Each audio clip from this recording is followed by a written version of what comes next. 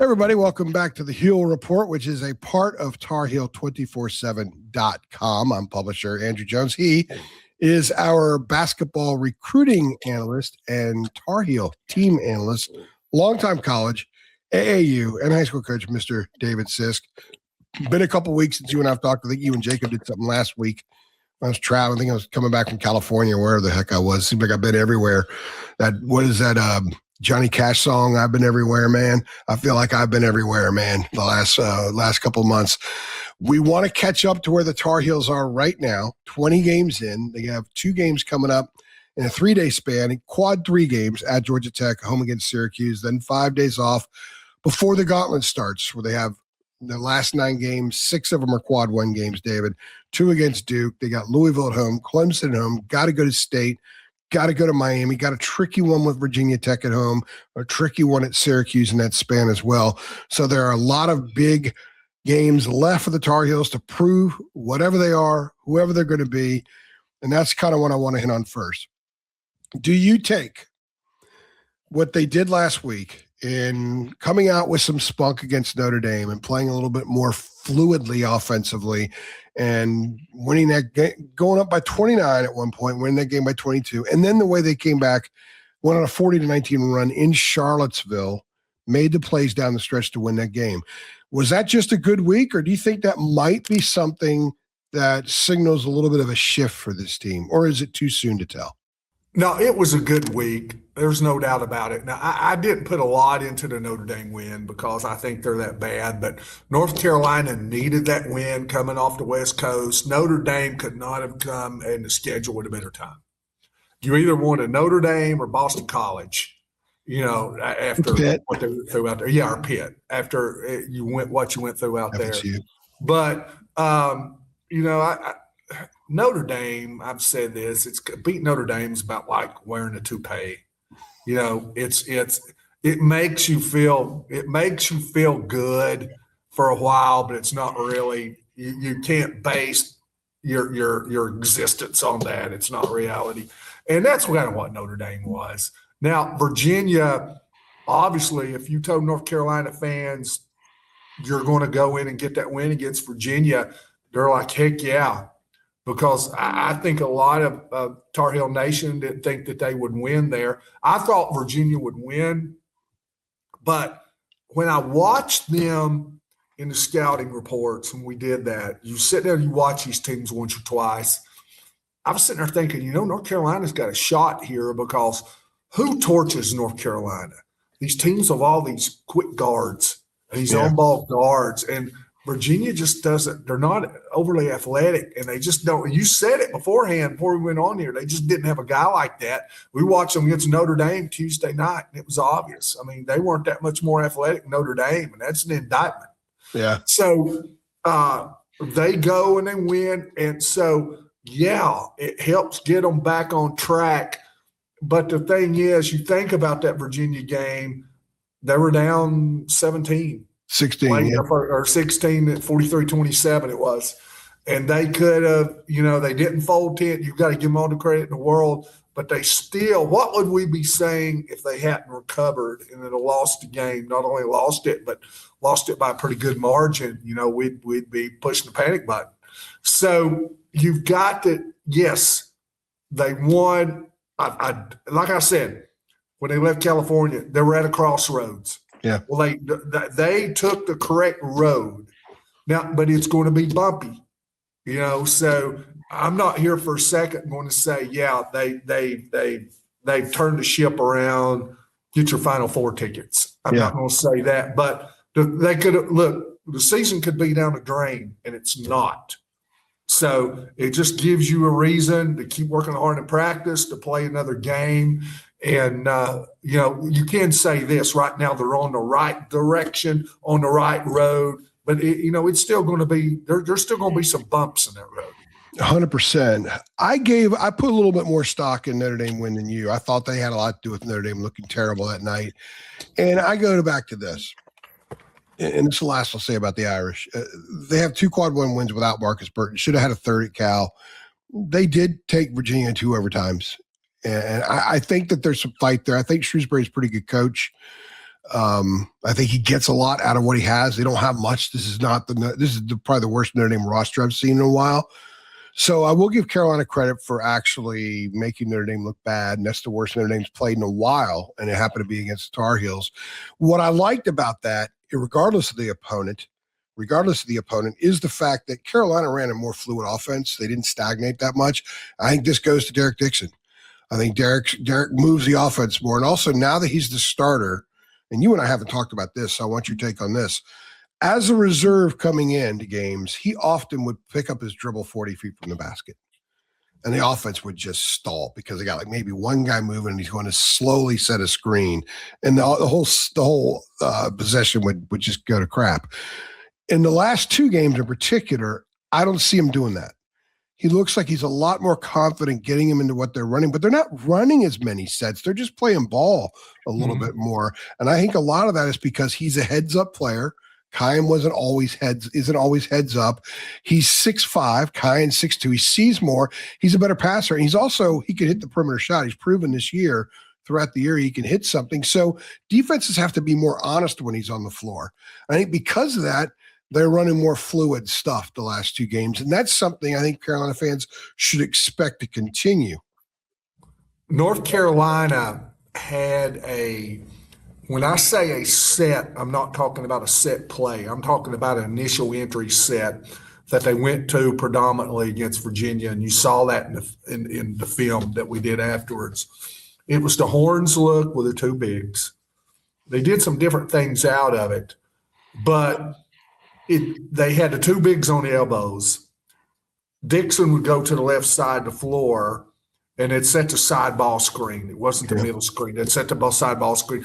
And a lot of times what they did, they'd get the two bigs over on the left side. They'd flood that left side of the floor, so he'd run the ball screen back to the right. And they had space because he would dribble back to the side and leave the side that was overloaded. They would bring Bogovac off that curl. They would hit him a lot. There would be times Dixon would just turn that ball up, and then they might do some stuff back on his left side. So they were able, when they got into that, Dixon was able to get that corner turn, and that offense was predicated on Dixon's dribble, going to the right side because he kept that thing alive. So, they had some good sets out of it. There were a lob or two. There was Bogovac off the curl. They found Jaron Stevenson. That big three that he hit from the wing, that was one of the plays that I showed. And he basically left the middle of the paint. All he did was cut to the wing. But he and Caleb Wilson crossed. And Caleb Wilson ended up with a whole Notre Dame team basically on him down in the paint. And Jaron Stevenson's right open on the wing, so they throw the ball back to the wing. He shoots the three. That was great. Hubert had some great plays that he called out of dead balls in that situation.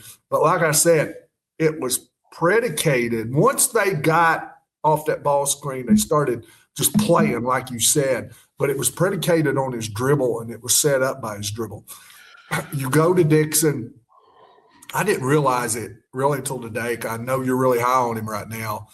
And I didn't realize it'd really been a 3-game move that he's made, 14, 11, and 11. Shoot way over 50% from three. None of them are forced. They're all of him to float or catch and shoot type, either that or if it's off the dribble, it's like when the guy loses him or goes under a screen. So he's averaging 12 points a game in the last 3. He's got, I think, 12 assists compared to 4 turnovers. So he's got a 3-to-1 turnover to assist ratio. So that consistency's been there for him over a 3-game stretch. It's not been a 1-game thing. So we've said we've said Henry Visar, we said Caleb Wilson, and we've said Seth Trimble. You're going to get double-digit games out of them. So they've had 3. They've had to have somebody else step up. Well, he's given them 12 points a game in the last 4. So if you can have 4 guys there who are averaging in double figures and then the 5th steps up, that's gravy. But we've been waiting on the 4th guy to be consistent, and Dixon's given them that over the last 3. The offense looks less panicked with him out there. They're getting into sets a little cleaner when they do run the sets. It looks to me like when he's on the floor, because of his ability to hit the three, because of his ability to see guys when they're open, we've seen a lot of guys open. The ball hadn't gotten to him this year. So he might find them a little bit quicker. And he also brings an element of the drive. He's not going to blow by anybody. He's not Ty Lawson. He's not Kobe White, but he's pretty strong, and he can get a dude on his hip, and he can get to the rim. These Virginia guards are doing the same thing, Andrew. Yeah. Well, and because of that, it looks to me like it's a little more challenging for teams to double Caleb with him out there and some of these things that he does. Is that maybe an added benefit from Derek being out there as opposed to what they were doing before? Or is that just what we saw these last two games and teams are still going to try to double Caleb and push him out like Cal had a lot of success doing? I thought Notre Dame still tried to, but I didn't think Virginia would. I thought they abandoned it though after a while. Well, they did because they were having so much success out of it. But then they went to a different move there. But Virginia was really the one I was going to talk about because I didn't think that they would because they're big at the 4 and the 5 spot. So as far as size goes, they were the one team that wasn't kind of undermanned there. Now, they did throw some doubles at him, but they were willing to stay on an island there. So I think it's more the team that they play. But I'm going to say this. I'm really impressed with Caleb Wilson's ability to pass the ball out of the double team. I think he's really good at it. And I think he's gotten better as it's gone. He knows it's coming, and he's turned it into, I wouldn't say an art form, but he knows how to read and where to go with it. I've seen him catch balls and change the direction of his passes midair. He knows it's coming and catch and throw it out, and he's going to throw it to the wing, and he turns and the wing's covered because there's one backside guy, and change and throw it to the corner, like that. And that's talent. I couldn't do it. So I hope I'm never asked to do it. But he's really good with that. But North Carolina runs good looks out of it. They're prepared for it. And that's the thing that I've said in film reviews that we've done. They're really prepared for the double on him. A lot of times you watch him, Visar's in that trail, and he'll cut down a lane. So you've got two back guys when it's doubled. One has to take him, and the other one's responsible for two guys on the backside. So whichever one that back passing lane that other guy's in, he's just going to throw it to the other. And that guy will either have the shot or that back guy has to close out to him. Now they make the extra pass. They've got 3. And if they get spread out too far and they're worried about these shooters, he's hitting Visar right down the lane.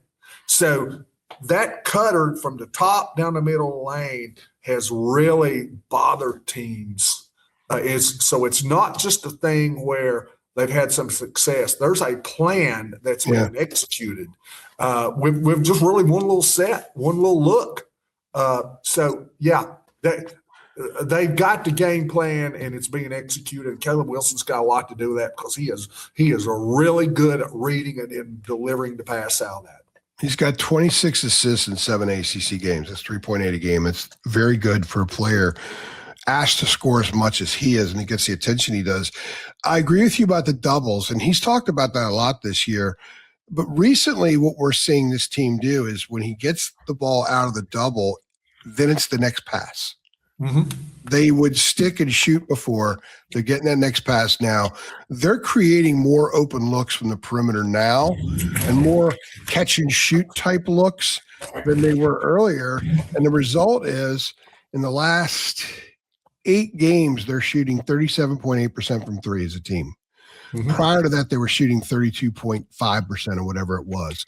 I think they're finding ways to just get a little bit more space, do a little bit more catch and shoot. So much of this is born out of Caleb's doubles. It's not just Henry cutting or anything like that. A lot of these looks come out of that. But why else do you think they're getting more open looks? Or is it just a matter they're just knocking them down now? Hubert said all along, we're going to be a really good perimeter shooting team. They weren't through 12 games, but 37.8%. I think most fans would take that for the rest of the season. If you can pencil it in the rest of the way, they'll take it and run to the bank laughing. So why do you think that they have been shooting basically 5 percentage points higher, 5.5 percentage points higher the last 8 games? They're just making them, like you said. And I guess I was on here with Jacob the last time when I made this statement. I said even in California, which was a disaster strip, the offense was not the problem. They were scoring points. I mean, if you go back, you go to Wake Forest, that game, they scored. They scored, 82, I think it was, in the game they lost to SMU, but you can't give up 100. So I don't think offense has been the issue. And like you said, I think it's getting better. So you go back to the Virginia game, and so they close 7-0, either 7-0 or 8-0 right before the half when they were 7-0. They were down 16, and it cut it went from 43-27 to 43-34. Yeah. And so, they make a big three there right before the half, and it feels different. And then Seth Trimble knocks down 2 contested corner shots, and one's with a clock going down. The guy's hanging all over him. So they're making those. And so you're like, oh, gosh, I mean, this is a desperation. There's no chance it goes in. He hits 2 in a row from corner. And the rest, Dixon's getting shots in the flow. And then I see, in the first half, and I think it was big, I've been hard on Luca, but Luca kept him in the game the first half. Yeah. I think he hit 3 threes. And was his shots any different or in a different flow than they were when he's not been making them? They've not been. They were the same shots. He looks a little more comfortable to me. In person, he looks a little more comfortable. And you mentioned the curls earlier. I think that's a way to get him good looks. Mm-hmm. I think he's a guy who can come off a curl and get you some buckets that way. Yeah. But he knocked him out. He's had open shots all year. Now, the thing about him that I'll say, I wanted to ask you this. I wanted to ask you this, but I want to see if it looks different in person than it does watching it on television from your couch.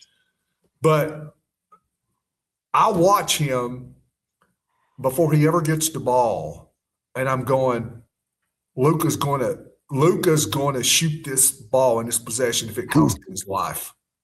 You can just tell. Yeah. When he catches, he's going to shoot it. Yep. And he may go in the middle in the 4 guys trying to draw a foul and throw up some kind of god-awful shot, but he's going to get – so he's the opposite of Dixon at that point where I think he forces.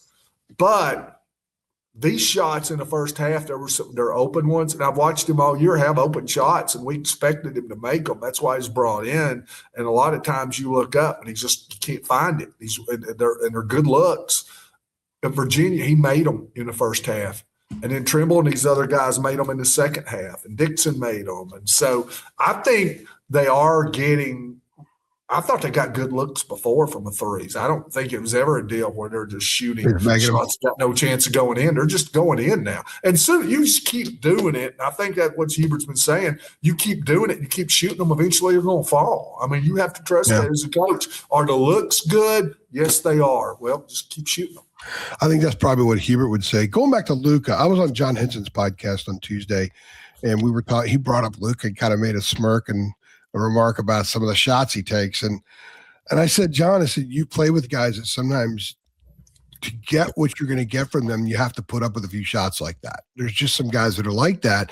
And he kind of said, yeah, I mean, Luca might be one of those guys. As a coach, as a teammate, John understood that. And he said, yeah, there are guys like that. As a coach, and if you're coaching a guy like Luca, is he one of those guys you're just going to have to tolerate a couple of shots like that for him to be who he is on the floor? Yeah, and have some Maylocks or something. If you're – because some of that stuff – you may not watch that. You may – from where you're at, you may not notice this. Watch not Hubert's. Watch the coaches on the bench's reaction on some of these shots he makes. Marcus Page has had a couple this year. Jeff Lebo looks like he's coming out of his skin on that shot because he's going to throw his hands up. He's just going to slide down the bench and I would do the same thing because you're when you got some mismatches. And you've got some things where the other team's having trouble. They can't guard Visar, or they can't guard Caleb, or somebody else is on a roll, and he comes down and fires one that's totally out of what they've been doing for the last couple of possessions. It is hard as a coach. And I think, sometimes, and I think that's what John Hintz, I think you kind of watch it. It's funny, though, a lot of times the head coach and assistant coaches, what happens? It's good cop, bad cop. It's always the assistant coach is being a good cop. I wonder if Hubert's not being a good cop right here. You've just got gnashing the teeth over there with the assistants, because you don't have to look off. You can just see it when they're shooting on the same end, second half, same end that the bench is on. You can just see, man, it's a tough pill to swallow sometimes. I will make a point. Noah will be with me in Atlanta. We will together make a point of looking for that some. We're going to look at bench decorum as well, bench mannerisms and stuff, because, and this is the next thing we're kind of morphing into here. I thought that one of them, Seth Trimble gave us. I'll send you some video. We're doing this on Wednesday. I didn't have anything planned. I'm going to go back and go through some games. And I'll send you some video clips. I don't have to go back. I can go back to the last 2 or 3 games, and you just I'll show you. All right. I look forward to that. So Seth Trimble, we talked to him outside the team bus in Cal. It was such a weird setup there. I still marvel at the idea that we're outside and doing a basketball post-game interview. And then we did Derek Dixon in the weight room. Georgia Tech football, you do everything in the weight room. Georgia Tech's football weight room on the road there. I've never done anything else in the weight room ever in my life before. And now so we're doing basketball in a weight room with Derek Dixon and Seth outside. Seth, that was not his best post-game interview. And he took a lot of heat for it. And I kind of chalk it up as a guy that's awfully frustrated, cares deeply, awfully frustrated, didn't really know what to say. It was a very troubling performance. And I thought this past Saturday, 1 week later, was one of his best. And one of the things he told us about was at halftime of the game in Charlottesville, almost everybody on the roster spoke, all the voices, hear the voices. My favorite band in Excess has a song called Hear the Voices, and it kind of resonated to me because it's all collective and encompassing. And that's the way I envisioned the locker room with the way he described it. And he mentioned 4 players' names: James Brown, Zayden High, and it was Jaden Young and Kyan Evans. I believe that's what it was. They combined for 7 points in the game. One didn't even dress. One was the starting point guard and was benched. And yet those are the 4 voices he noted, he pulled out. And I thought that, okay, here's the guy who wants to be the voice, talking about other voices of new guys, young guys, guys that haven't done much. And he's illustrating them as being an important part of what they did at halftime. As a coach, when you have a player like Seth talking about that, volunteering that in a very positive manner, what is your read from a comment like that, especially given the way they played in the second half? Yeah, it's being a guy who shows leadership. You've got to look at Seth Trimble's where he stands right now in the thing. He's the senior, and he's the guy that's stuck. How rare are 4-year seniors right now? And he's the guy that stayed, and it's almost like he's not the face of it, but it's almost like it's his team. And I know if people looked at it, they would say, well, Caleb Wilson's probably the one everybody's following. He's probably the leader here, but I'm not. I just think Seth Trimble's got blood in the ground here, and he's got the roots are dug in. So I think that's important. And I'll reference back to a Tuesday night game if people watched it, and that was Kentucky at Vanderbilt. And Otagoe is taking a bunch of heat right now in Kentucky because he basically went off last night on the floor, and not in a good way. And really just demonstratively calling out teammates and just in it with the officials the whole time in the second half. Vanderbilt ran them out of the gym. But Otagoe, he's the face of that team, even though he's a transfer. He's a junior. He's the older guy. He's the guy that came back from last year and was supposed to be the best player on that team. So I'll kind of look at that at Trimble with Oweh and Trimble. They're just very similar in their roles because they're the elder statesmen on the team. And they're the guys that have been there. So I think how you handle it. So I see one calling his teammates out and everybody's seeing it. And then you've got another one that's positive, even in ways you may not expect. And it's just, we've talked about the roads that the teams have had to take. So it's going to be interesting to me how kind of each one responds. And obviously North Carolina, off his positive response that you talked about on the West Coast, had a very positive week. Yeah, my read on that is a guy whose arms weren't long. He didn't put his arm around anybody figuratively after the game. In Charlottesville, he put his arms around the entire roster, and he pulled those guys out as important. And I think that it illustrates something that's not phony. It's real. I do believe that this team has very good chemistry. I think that they do get along. They do pull for each other. The fact that Kyan is one of the guys speaking up at halftime, knowing his minutes have been cut significantly, speaks volumes. And it really did happen. Seth wasn't making it up, obviously. And I think a great leader allows other guys to step up. A great leader allows other people to speak. I think before Notre Dame, Hubert told us how he allowed Caleb said, I want to talk. I want to say something to the team before they took the court. And Hubert stood back and let him do it instead of a coach thinking, I got to be the last voice they hear. Hubert allowed that to be Caleb's voice, and it was Caleb's moment. And I think for Seth to be a really good leader doesn't mean he has to constantly be barking. He doesn't have to constantly smack fannies. He's got to allow guys to grow and be who they are. And that illustrates to me a seminal moment, perhaps, in this team shifting course. Of course, we don't know what's going to happen. They could lose this weekend, and it was just a one-game thing. It was just a one-off. But if they do kind of turn into something a little bit more than what they've been consistently, and they look a little bit more like that 40-19 run, which was pretty impressive. I think that's one of those points in times you look back at and say, boy, that was a big moment. A lot of teams have the big, terrible moment where they go the wrong way, and there are teams that have the great moment where they go the right way. We have no idea where this team's going to go, but that set the foundation for a positive moment, in my opinion. And Seth manning up and coming out and saying the things he did. He's aware. He's a very aware dude. He's a very smart dude. Maybe I'm putting too much importance on that, but you're a coach. You know what the room's like. You know what it's like sometimes when you've got to let dudes speak, let the kids speak. I just think that was a really, really big point in time for this team. May turn out to be nothing, David, but right now I'm really fixated on it because that was maybe the most valuable thing I came away with from that game and from talking to the players afterward. Well, I've watched the bench. Like I said, especially in right there when you're on television, when you're watching on television, they're right in front of you. They're on the other side of the action, so you can't help but miss them. I've not really seen a disenfranchised bench, and the players are generally, when they come out, they're supportive. They may have had a bad game, and I watch them and they come out and they're into it. But I noticed guys like James Brown and some of the guys that are walk-ons and stuff, but James Brown's really a guy that I noticed, man. He is so positive over there. Yeah.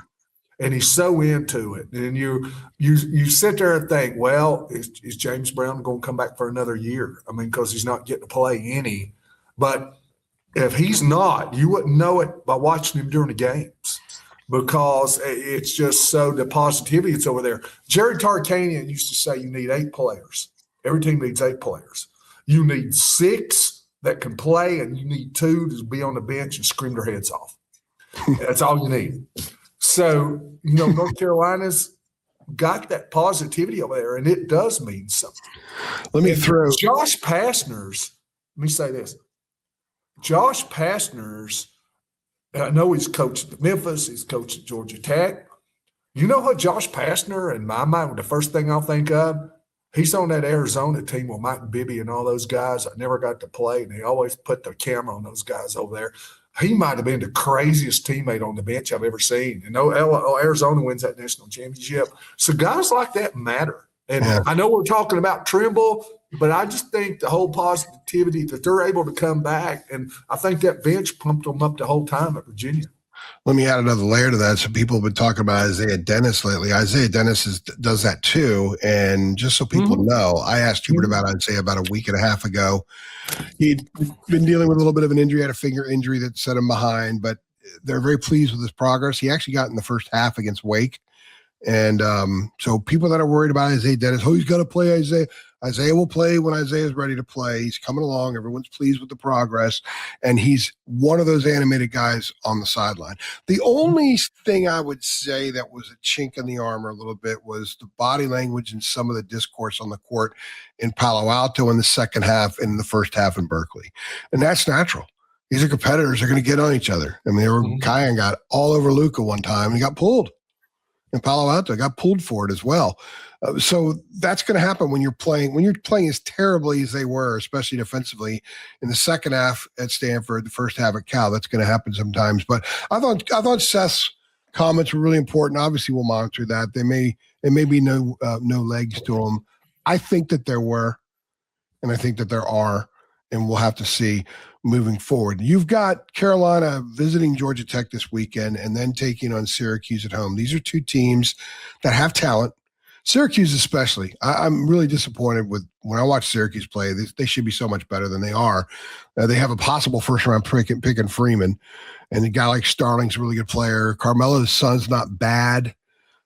Maybe not what they thought he would be, but there's some talent there. The next two games, when you're evaluating how Carolina's season has gotten to where it is right now, what should Carolina fans expect and what should be acceptable these next two games? Obviously wins, but how do you think they should go about these wins that would be an acceptable manner if this team is in the process of growing still? Number one, they don't need to lose either one of them. Yeah. Same thing we said about Notre Dame. That could be disastrous. The win over Virginia coming back gives them a little bit of room. And look, I watched them. I watched games last night. I watched Arkansas, who I think is the most talented team in the SEC, go to a one-win Oklahoma team and absolutely have to pull it out of the fire to win. Look at Michigan State at Rutgers last night. Yeah, Michigan State, Rutgers, Virginia, Notre Dame. Virginia, Notre Dame. There were so many of these where you go, and every one of them, I think they played at Rutgers, but I know the other two were road games. Yeah, it was at the Rack. So you go on the road, and there's nothing easy. But North Carolina, I don't think in either one of these games. And I'm thinking about Georgia Tech being on the road. But in neither one of these games, I don't think that they need to get way behind and do what they did at Virginia and have to come back from 15 down and pull one out. I think it's not only – they need to put their foot on somebody's throat. And I know they did that against Notre Dame, but they need to do that to some teams. I think the one thing that this team needs to do that they've not is show some killer instinct. And show it early.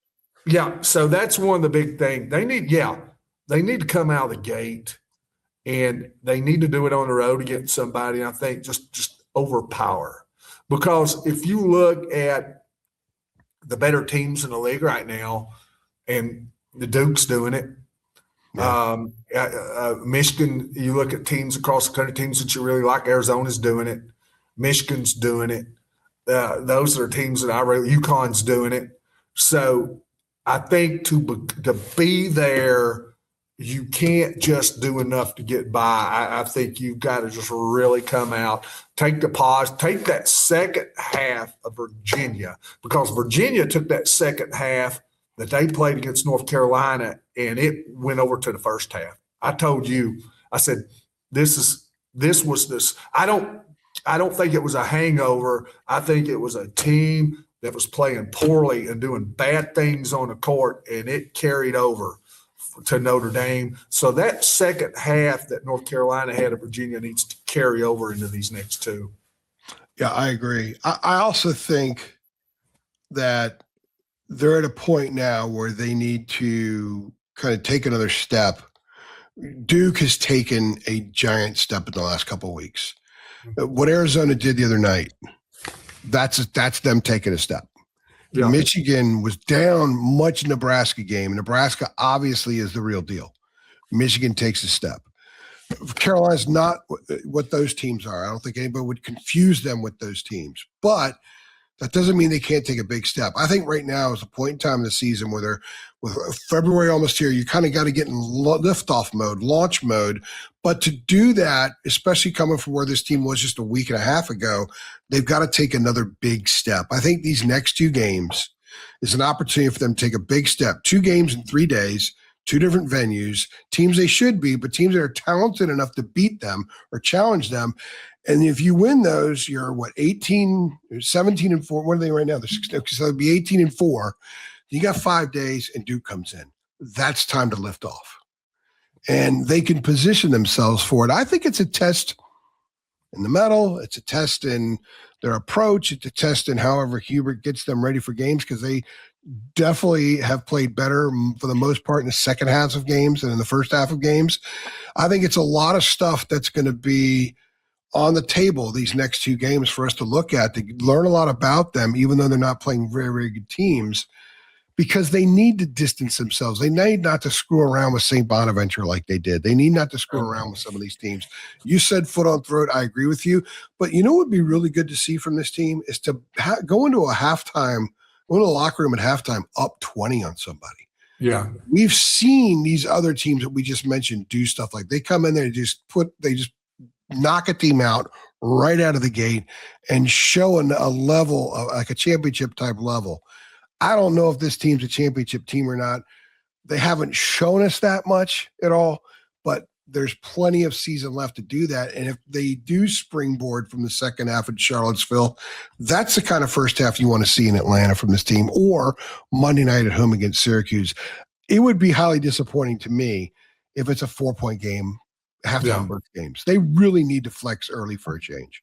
Yeah, and, I go back to watching games last night because Virginia and Vanderbilt are both pretty similarly rated and ranked, I guess is the word I should use, to North Carolina. And I'm watching Virginia in the first half, and I'm going, man, does this taint North Carolina's win? Because Virginia looks awful. And like I said, it was much like they played in the second half. I mean, Virginia just didn't look buttoned up at all in that second half. Now, I know they missed shots that they were making in the first half, but there were so many from a team that's got a high IQ. There were so many miscommunication issues. It looked like we were some of the games North Carolina was bad in. We're talking about some of the same stuff. Yeah. 2 guys on the ball and they're leaving shooters wide open. There's breakdowns. They're not talking. There's all that. Well, it carried over. And so what are you saying about Virginia? Virginia's not all that good. They didn't play a strong non-conference schedule, so all this was a flash in the pan. North Carolina exposed them for what they really are. And that's what I was thinking in the first half. Then they came back, and it remains to be seen to me. Now, I watched Vanderbilt last night, and Vanderbilt's ranked close to where North Carolina's at. And, man, they look like they did that. They look like a team who were saying, okay, we're ready to make this next step. I mean, it was over before it was over. Kentucky didn't have a shot, and they never let up. And I think they're a really good team anyway. So North Carolina, which one of those do you want to be? I mean, do you want to play like Vanderbilt played on Tuesday night, or you want to play like Virginia played? Because I think they're both ranked between 12 and 20. So they're all three pretty close. Yeah. So I know this. I think a lot different about Vanderbilt right now than I think about Virginia. So North Carolina wants to trend in that Vanderbilt talk, because people will watch them from afar and they'll watch them play and they'll say, if North Carolina skims by against these teams, especially against Georgia Tech on the road, people say, well, they're not that good. But if they just pound them, like you said, right out of the gate, people can look at that and say, this This is a pretty good basketball team. They're going the right direction. Well, and that's what this is about to me. Because I think up to halftime Saturday in Charlottesville, if you're in Idaho and you're keep an eye on the whole nation, you look over North Carolina every once in a while, you say, they're okay. That's probably what would have been the take. But there's plenty of time to go from that okay to something much more, and they have the parts there. And then with the changes that Hubert has been willing to make, and he deserves credit, goes back to that pod that we did before SMU, and we said, hey, Hubert's shown some growth here, and here's why. He's still showing those areas by making the change at point guard, by tinkering with the lineup, by staying with Jaron the other day because he was playing so well and not putting Henry back in there, which almost every coach would have done because, hey, he's a possible first rounder. We need him on the floor. I thought Hubert felt the game exceptionally well in the second half the other day. They need that from him moving forward as well. This needs to be sort of a launching point for him, just like the rest of the team. And to be perfectly honest with you, David, I think all that goes hand in hand. This is not such an uber talented team that they can just step on the floor and just pound people. The coach needs to be a part of that moving forward. So that's why I think what I'm going to look for going to Atlanta and then turning around Monday night is the approach. How they approach these things early. It'll also indicate what they think about themselves. You cannot get fat and happy off one win or two wins last week, especially the way that they had played, and especially with what's ahead of them. They have to use this period in time from when they got back from Charlottesville at about, 11 o'clock, 10 o'clock Saturday night to when Duke rolls in, which is a period of 2 weeks. They got 5-6 days before playing, and then they got 5 days after Syracuse. So they got a lot of time and two teams they should beat. How do they view themselves taking off right now? How do they view themselves going into that gauntlet stretch that begins with Duke visiting the day before the Super Bowl? They have an opportunity to get a lot better in practice, which Hubert loves. All coaches love practice, but then to show it in 2 games. I think if you're going to be a team that contends for stuff, yeah, these are games, but these are opportunities to get better. And whatever he's been working on this week, we got to see a result of that Saturday in Atlanta and then Monday night at home against the Qs. I said I wasn't going to go here, but I'm going to go here because I try not to duck and dodge. But a lot of coaches won't do this. You were talking about things that he would do. A lot of people would have kept. Now it has nothing to do with Henry and Jaron. But I'm going some other places with this. A lot of coaches will not put players on the bench who are making more than NIL. And Hubert's done that. Yes. I had a guy tell me a couple of weeks ago when they were really struggling, and I'd not thought about it. And he said, you've got to put some of the guys who are earning a little bit more, they've got to go. The playing time's got to be dropped. They've got to go to the bench. And some of these guys who are not making as much, you've got to put them in. You can't go by that. And I never thought about it. And it was exactly right. And I'm looking at it now. And, that stuff can impact locker rooms. Yeah. It can impact locker room. And was it Loxley at Maryland who said he lost his team 2 years ago because of that? His football team, he said he lost. He said, it's the only time I've ever lost it. It was because of what people were making.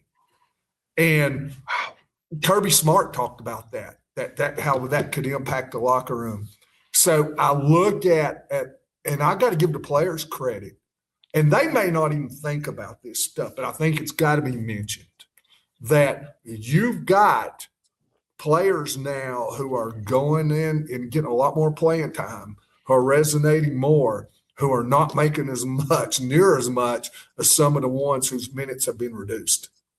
And it appears to me, we've talked about how well they get along and how the locker room needs to be gelling. It is gelling. Players are getting along well. And I've got to give guys credit that they're not pouting. And that's another – what's the word I'm trying to think? That's another focal point that's involved in all this. That's in modern day college athletics that we may want to blow off, but it is the case.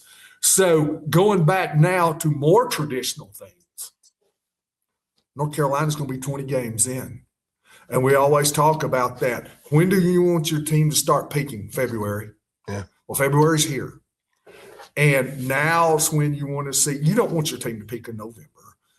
They coach, they prod, they tinker, they do all this, they hug, they kick, whatever, other way they go about it. And they do it for start building in November. For February. From November on, they get to February. Now's when we got to see the trajectory upwards. So it's not the point. Now, if this doesn't work, we got to go back. This is February.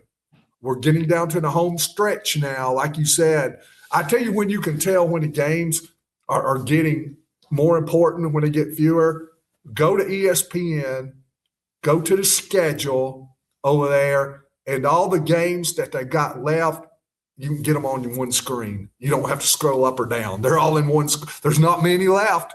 Yeah. So now's when, like you said, now's when you got to start seeing improvement, because it's these coaches coach for February. I know we talk about March, but February is when you want to start showing them. Yeah, you just don't wake up in March. Yeah. Even the run Carolina had in 22, that stuff was born in late January. Yeah. They actually didn't play very well, but they had 3 home games one week with BC, Virginia Tech, and I can't remember who the other one was off the top of my head because there was a postponement or something in there, and they won all 3. And we kept saying, man, these guys just need to learn how to win. They just need to win. Need to feel good winning. To your money comment very quickly, 5 weeks ago, the starting perimeter, Cayenne, Luca, and Jaren make a little over $5 million. Right now, if you want to include Jaden Young, because he started the last 2 games, you got your 1 and 2 making pinch under $1 million. You know what I mean? Mm-hmm. And it's working right now. And that's why I thought it was really important that that Seth noted Cayenne to be one of the guys that spoke up, because he's making nice money and he was a starter. So, and this hasn't obviously gone the way he probably expected. So that's an important thing moving forward. There's a lot to be. That's what I'm saying. I am complimenting these guys. Yeah. Nobody's getting her. At least outwardly, nobody's getting their feelings hurt. They're in this thing for, when we say the collective, we're not talking about the bunch giving the money out. Yeah. We're talking about collectively as a team. Yeah. It's been big team, little me. And I appreciate those guys doing that. Last thing very quickly, your take on Hubert's flexibility with some of the playing and some of the guys, and the fact Can we talk about Jaron Stevenson for a minute too? Well, that's where I'm going right now. Okay. That's where I'm going right now. And rolling with Jaron. Mm-hmm. And I've got something on odds and ends that I've put together, and I've looked at Jaron's numbers. I'm going to pull it up again. I have to use my glasses here. Pardon me for the visual. But I think this is really important about Jaron. He rolled with Jaron the other day. Jaron played 4 minutes in the first half. He goes in the game with 16:20 or so left, plays most of the rest of the game. Now, I'm going to backpedal for a moment, and then I'm going to come back up and rejoin where I just was. There was a period of 9 games earlier this year from St. Bonaventure through Florida State where Jaron was 2 for 17 from the perimeter, and he averaged 5.1 points. And then went to the bench during that frame when Seth came back. In the 6 games since then, he's 8 for 14 from the perimeter. He's averaging 8.7 points. And David, that includes a 0.11-minute game at Cal. He had 16 at SMU, 17 at Virginia, the 2 best teams they played in that stretch. Hubert felt the game the other day, saw from Jaron, I think, what they expected to see a little bit more of on a consistent basis, and he rode him to the end. And the biggest defensive play of the season by a Tar Heel was that drawn charge under Ritter, and then he responded with a 3 on the other end. Best sequence that they drew up for him. That they drew up for him. So, your thoughts on Hubert staying with Jaron during that stretch, and what can that do for a guy like Jaron to be trusted and relied on and counted on so much? And by the way, and I've said this in another podcast, when I mentioned the charge he drew to him after the game, that was the biggest smile he had. And he got the Gatorade bath afterward, as much for the charge as for the 17 points he scored. If there's one thing, and I would say the most important thing that North Carolina has to have to be good, It's Jaron Stevenson playing really well at the 3. Now I know they played him at the really the 5 spot late, 4 or 5, either way you want to go. But him being out there on the floor and contributing both ends, that's huge. I told you this. I watched a lot of Alabama. I don't live that far away. Watched a lot of them over the past few years, and I said this coming in. I thought Alabama was at their best when Jaron Stevenson was on the floor playing the 3. I've said that ad nauseum coming into the year. And I think it's the same thing here. And so Hubert Davis has been loyal to no end to Jaron Stevenson. And it's frustrating at times, it can be, because I think by nature he's not an alpha. And I think that can show itself on the floor at times. It's one of the frustrating things is he will miss more easy layups on touch fouls than anybody I've ever seen. And so he's at the rim. He's got a great pass. He gets this and he misses the layup, but he goes to the line for 2. And you can just see the angst on the bench and with him. And you're like, man, just that's not a hard shot. Make it. Be aggressive. And I think that's the thing that always stay with him. And then if you miss, and it's the thing that always, as a coach, just graded me more than anything, was then you go to the line and you miss one. And I tell the kids all the time, you turn a 3-point play into a 1-point play. You think you've done something good. And I remember a coach one time, this was great in high school, there was this lady in her stands, and it was during a JV game when it's quiet, there's nobody in there, and he missed a bunny at the rim and just got touched. And then he went to the line, he did the same thing and missed the first shot, and did the same thing, make a 1-point, turn a 3-point play into a 1-point play. And his mom was sitting behind the bench, and she said, "That's okay, son." The coach turned around to her and said, "That's not okay." So that's exactly how I feel about it. But so the whole thing is like, if you play with confidence and just be aggressive, you can see it. Man, he was aggressive at Virginia. Yeah. I've never seen him like that. Attacking, he wanted the ball. That one closeout where they closed out from the top and he attacked from the corner and had the and one, he was looking for it, man. You could see him from the corner. I'm like, that's Jaron Stevenson going to the rim with bad intentions. The baseline cut for the dunk, we haven't seen that. That was one that the way he reacted afterward was a new guy. And I want you to respond to this. I'm jumping in, but I want you to respond to this.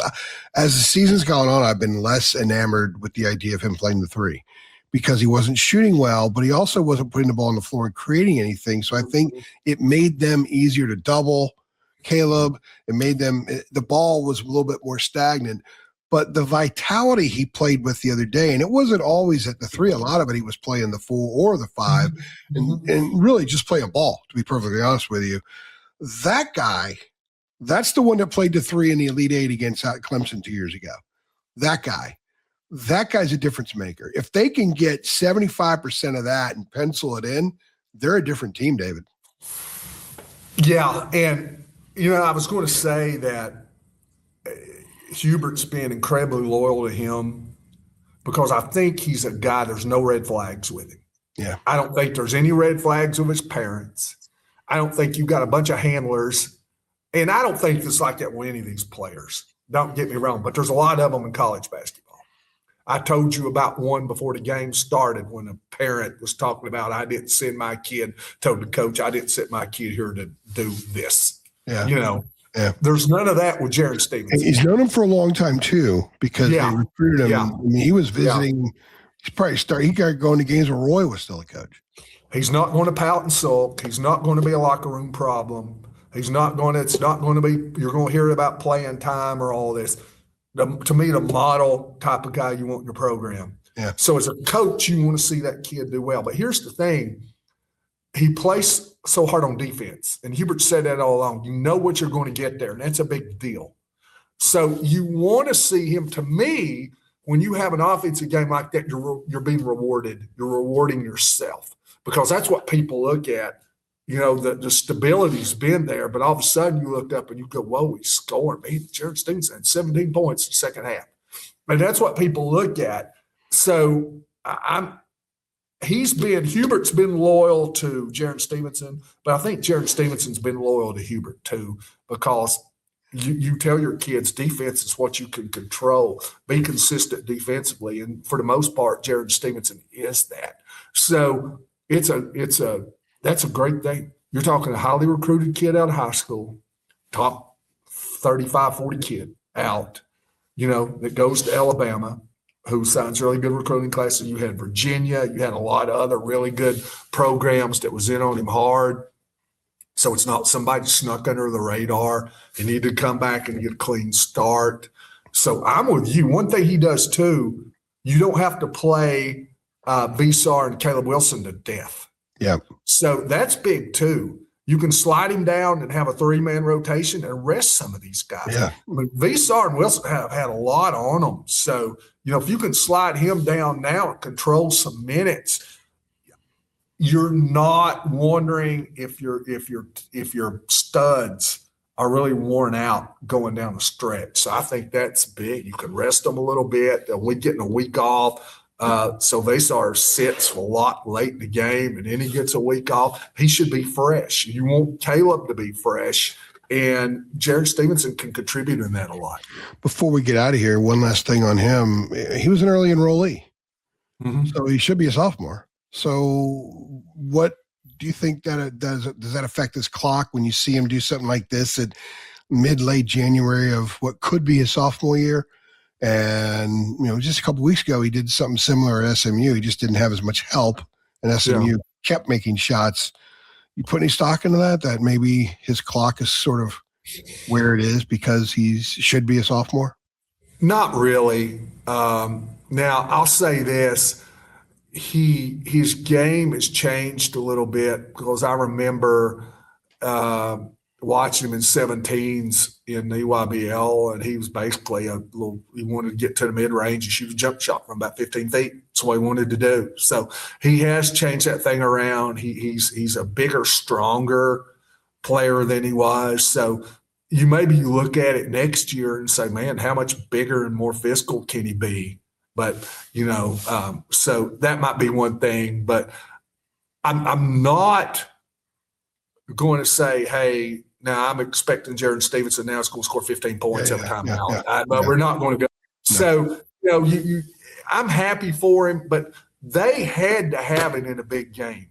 If Jaron Stevenson doesn't do what he does, they've got no chance of winning. Zero. Yeah.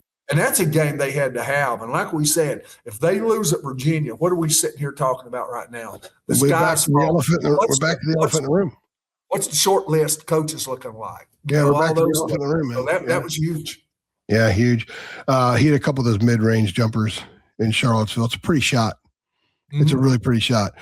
They have no excuse this weekend. They got to take 2. I think they need to play well. Not just win, but they need to play well. Mm-hmm. Now is where you need to play. Once you get in the NCAA tournament, doesn't matter how you play as long as you win. But while you're getting there, on the way there, now that you hit February, you need to play well and get better each week. So that will be what I watch for Saturday and Monday. And you and I will talk next week, I guess, day after Syracuse. Yeah. And the fans want to know what they've got in their team. 100%. They don't have to guess. So we need, when you say North Carolina, there needs to be more periods and exclamation points after it, not a question mark. 100%. We will be here to talk about it next Tuesday, hopefully Tuesday or Wednesday. After Syracuse, it becomes Duke week. So that will be a lot of fun. Winning these next 2 games and doing so emphatically will simply raise the volume on that thing even more, if it can get much more so. Any other thoughts, David? I don't. I think we've said it all. But this is coming up as a week, like you said, you want to go 2-0, and we just want to see an upward trend, because, like I said, I guess my thought is this is February. It's getting ready to be February when they take the court. So if you're like me, you're Xing out days on the calendar. I've always been. I just don't like winter. I love the basketball season, but I don't like winter. And I start when time changes. It's like I'm a convict in jail. I'm start taking a Sharpie and just Xing out days on the calendar. Are you scraping it into the wall? Yeah. Andrew Dufresne? when I coached high school, we got out of practice at 5. And I had from my experience, I just had a unique take on this that most might not have. And we tell our players all the time, when you first started when the season started, when you look out the window at the gym, you look out the doors, and it's pitch black outside when you got out at 5. I said, just remember what this looks like. I said, I'm not going to mention this again till about the middle of February. And I'd say, I want you to look out there. It's just pitch, but you go out, it's dark. So right now the season started. It doesn't mean anything. It means something, but it really doesn't. We're just working to get better. So then about the middle of February, I'd say, I want you to look out the doors with daylight. You can still get 2-3 holes of golf in. So it's daylight. And I'd say, now it means something. I said, the more daylight you have when you get out of practice, the more important these games get. And I said, I want you to remember that. So when you go outside and you don't have to turn the lights on in your vehicle to drive home, you start knowing that, hey, now we're in crunch time.